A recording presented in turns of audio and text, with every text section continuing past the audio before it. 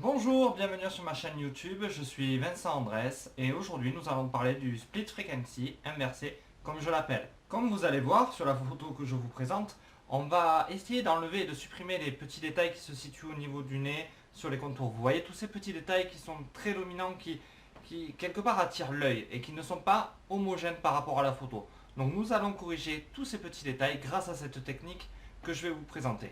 Vous verrez que sur les détails que je vous montre au niveau du nez, on aurait pu faire un dodge-and-burn, quelque chose d'assez rapide, mais ça ne rendra pas suffisamment bien pour ce genre de photo. Maintenant, nous allons voir la technique, c'est-à-dire comment créer un split frequency inversé. Donc déjà, on duplique les deux calques comme sur un split frequency normal. On désactive le premier et on va appliquer un renforcement, une accentuation sur le calque. Alors, une fois que ceci est fait, vous allez voir que vous avez le gain, les pixels et le seuil. Ce qui est important à ce niveau-là, c'est de toujours avoir le gain à 100%. Après, les pixels et les seuils, c'est bien de les avoir à une valeur égale, afin justement qu'il n'y ait pas de débordement d'une couleur sur l'autre, qu'il n'y ait pas réellement un flou qui se crée, un mélange, un mauvais mélange en fait au niveau du color. C'est très très important dans cette technique, car ça vous permet de respecter le chemin en fait, la suite de votre travail, que ça soit toujours parfait. Vous allez voir, comme j'ai pu vous montrer, on a augmenté le seuil, vous voyez il y a des débordements, c'est pas forcément très nickel. Donc essayez de toujours respecter un seuil et un rayon identique. 10-10, 20-20, 6-6. Maintenant, on va réactiver le calque du dessus afin de faire comme dans un split frequency classique, d'aller chercher dans image, image, appliquer une image. Là, vous sélectionnez l'image comme vous l'avez renommée. On garde inversé. On garde bien sûr addition et 2 et 0. Et vous voyez que maintenant, on peut passer le calque en lumière linéaire par exemple, pour avoir le même rendu que le split frequency. L'intérêt à ce moment-là, vous allez voir, c'est de pouvoir jouer sur les modes de fusion des calques en fait. Et les deux modes que je vais vous conseiller tout simplement et qui quelque part sont toujours les mêmes, c'est le mode incrustation et le mode lumière crue, pardon. Donc voilà, ça c'est pour la partie technique de l'application, c'est-à-dire on décompose comme un split frequency, au lieu de faire un flou gaussien, on va tout simplement chercher un mode d'accentuation afin de bien rajouter du détail en dessous. Voilà pourquoi j'appelle ça un split inversé. Parce qu'il n'y a pas de flou sur le calque bas, à l'inverse du split frequency. Maintenant, tout simplement, on applique un masque de fusion noir sur le calque de la texture et on va avec notre pinceau et une sélection, en fait, une dimension de la broche qui nous intéresse, pouvoir retoucher tous les petits détails, retoucher toutes les petites choses afin de les atténuer et de les rendre homogènes avec le reste de la photo. Le but de ce travail est vraiment l'homogénéité de la photo par rapport à ce qui l'entoure. Selon comment vous avez pris votre photo, la mise au point, des fois il est intéressant de pouvoir harmoniser l'ensemble afin qu'il n'y ait pas de défaut, qu'il n'y ait pas quelque chose qui attire plus l'œil à gauche, à droite, que ça soit vraiment quelque chose de très professionnel, de très carré, qu'il n'y ait vraiment rien à dire à ce niveau-là. C'est pour ça que ça prend un peu de temps, c'est pour ça qu'il faut bien suivre les étapes. Au niveau du split frequency inversé, c'est le nom que moi je lui ai donné pour que pour vous tout soit propre dans votre travail. Alors vous allez voir que cette technique ne s'applique pas à... Enfin, elle s'applique à toute la photo, mais les réglages changent selon si vous voulez retoucher la partie de la pommette, la partie du nez ou les lèvres, comme vous allez voir sur cette photo. Il est important d'appliquer des réglages à chaque espace que vous voulez retoucher, car un réglage au niveau du nez ne s'appliquera pas au niveau des lèvres ou au niveau des pommettes.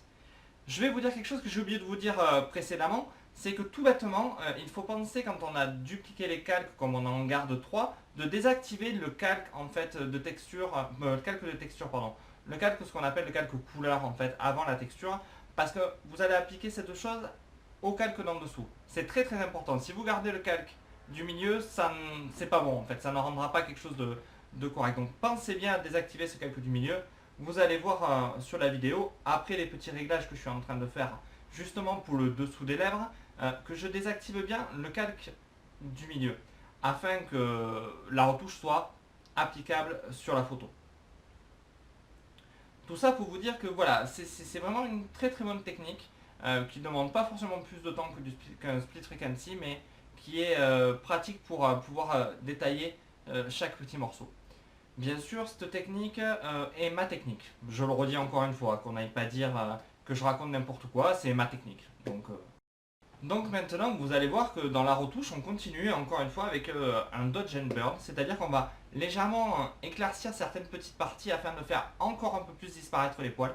Ça prend aussi un peu de temps, mais ça rend vraiment des résultats très très très surprenants et très très intéressants en fait. Il ne faut pas hésiter à chaque fois à ajouter des petites techniques de retouche qu'on a appris autrement, ailleurs, différemment, et à se les approprier et à les adapter à l'image que l'on traite à l'heure actuelle.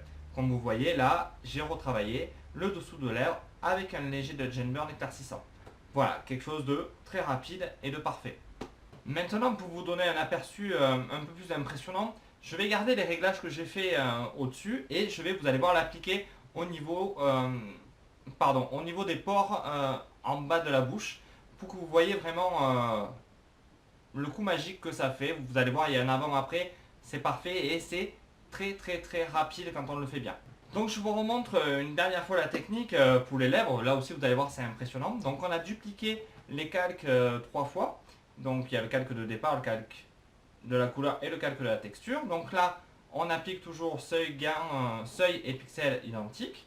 On va chercher à appliquer une image comme sur le Split Frequency avec en sélectionnant d'abord le calque, le mode addition, on pense à inverser, décalage 2 et 0 et on fait OK.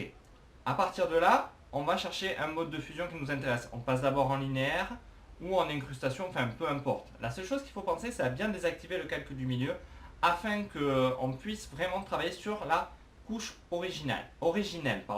Donc ça, c'est très très important. N'oubliez pas de désactiver le calque du milieu.